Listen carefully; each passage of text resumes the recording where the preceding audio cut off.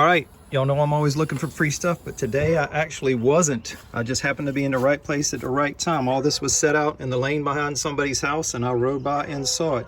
A Honda mower, easy start with a GCV 160 engine. It has gas, it has oil. Gonna see if it starts up.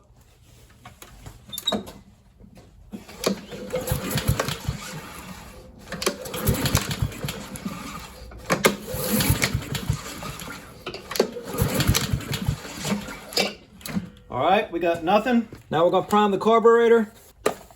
And if it runs for just a second or two, we know we have a fuel delivery issue.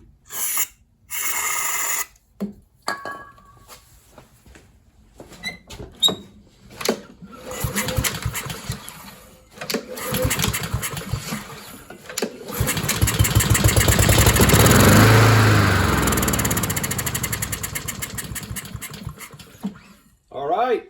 Should be an easy fix, most likely clogged up main jet and the carburetor. All right, we got one thing to look at before I take that carburetor off and clean it out. The bail handle or the kill switch, when I released it, it should have gone back to that position.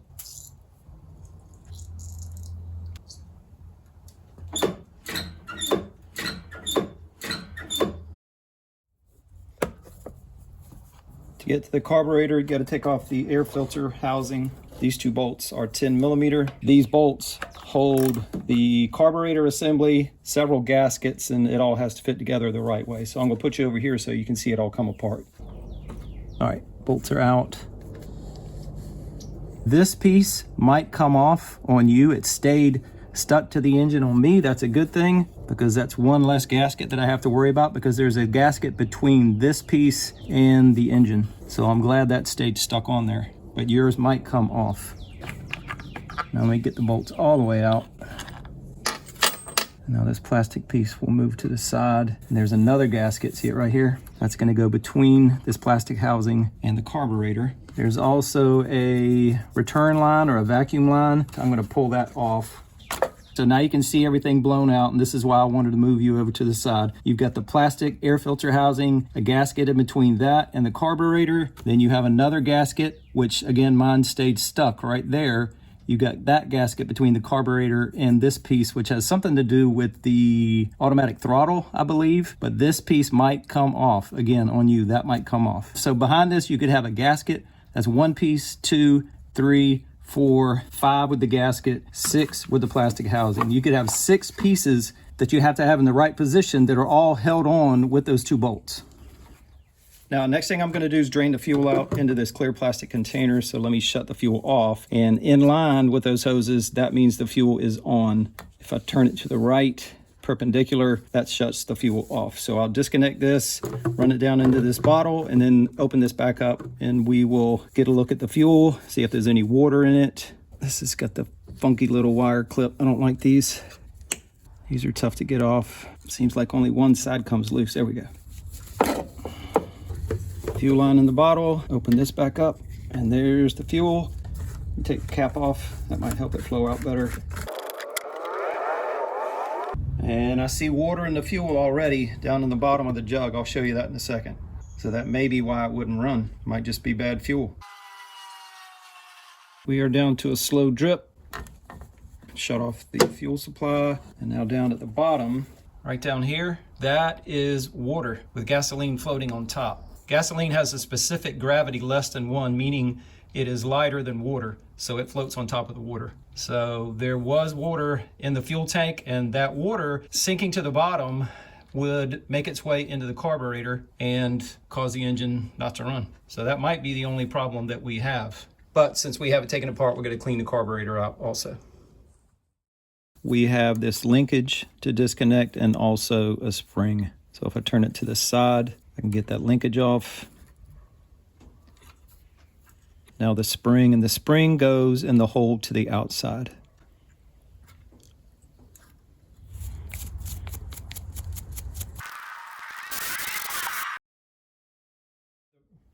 To get to the main jet, we need to take the bowl off the bottom of the carburetor. It's a 10 millimeter bolt. A little bit of gas in the bowl, and I'm trying to hold that inside with my finger. And it does look like there's water in the fuel. So let me get something to pour this into. See the separation, see the water down on the bottom with the gasoline floating on top. So there was water in the bowl of the carburetor, and that water is probably the main reason why the engine would not run. So let's take the main jet out, like I said before, and we'll see if that's clogged up. But I got a hunch all it was water in the fuel. See right there in the middle, right down that tube, that is the brass main jet. You can see how it is slotted to receive a flathead screwdriver.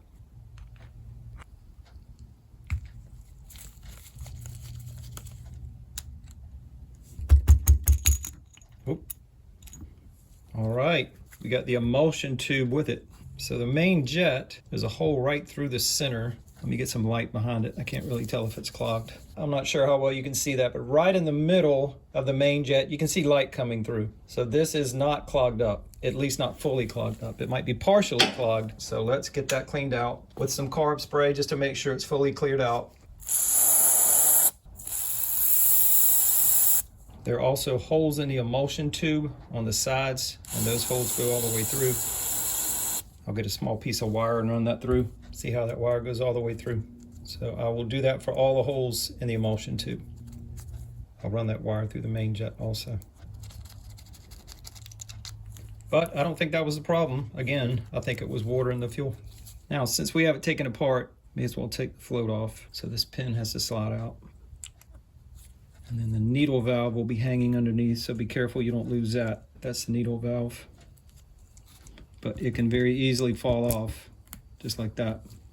So let's clean out where the needle valve sets, clean out where the fuel line comes in, make sure that's clear.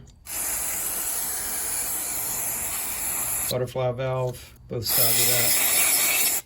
Make sure the tip of the needle valve is clear or clean, which it is.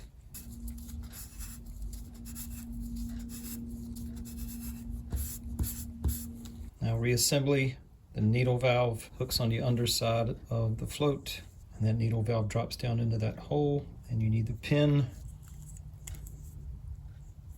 to hold the float in place. Now with the emulsion tube, this is how it came out with that longer tapered section.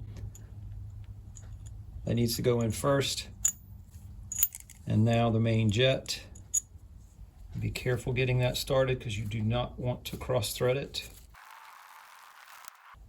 And do not over tighten it, just get it snug, because again, it's made out of brass, which is a soft metal, and you can strip it out. Now, last thing, carburetor bowl, and the gasket stayed stuck on the bowl. If your gasket stays stuck on the carburetor, make sure you remove it before you use the carb spray, because carburetor spray can cause the gasket to expand, and then it may not fit back tightly. You may have a leak. Ask me how I know. Let's get that tight. And carburetor is ready to go back on. Let's do the spring first. Remember, it goes on the outside hole. And then the linkage on the inside hole. So turn the carb to the side and slide that on now. Fuel line. And the funky little clamp. Oh, I went too far with it. Let me put you guys over on the side again while we get everything lined up. Put the breather hose on the back of the air filter housing. Now the two bolts partially through so that I can get the gasket, this gasket, so I can get that on right there. Then we have to get those bolts through the carburetor. And again, this was made easy for me, or easier, because this gasket and this piece stayed in place. And again, that might fall off on you. Hope that it doesn't, because now all I have to do is line up the bolts and get them started by hand, and we should be good.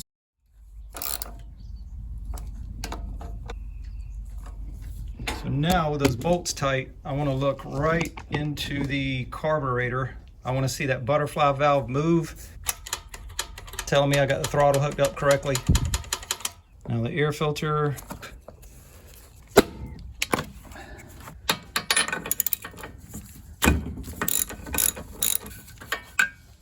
I'll clean it up with some brake clean and sandpaper. All right, got it cleaned up, and I need to reset the gap too because it is way too narrow. Should be 0.03 inches right there.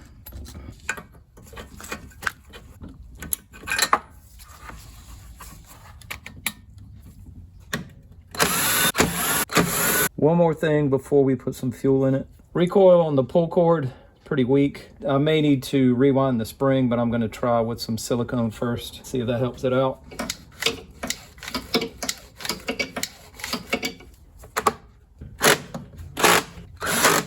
This is non-ethanol fuel. So let's get it outside, see if it'll run. All right, here we go. I don't see any reason why it shouldn't run. It's got fresh fuel, clean carburetor. Let's see.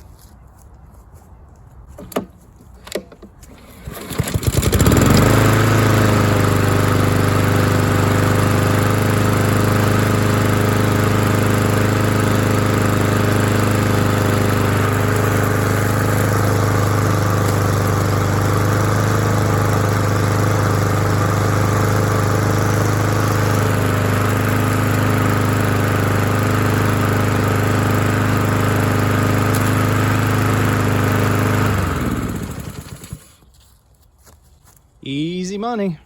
And how did the water get in the fuel in the first place? I think this is ethanol fuel. I think it's 10% ethanol, 90% gasoline, and it was allowed to sit in the tank in this mower for a long time because ethanol, from what I've read, attracts moisture. And if you let it sit in your lawn equipment, like a mower for example, it can attract water and cause this issue.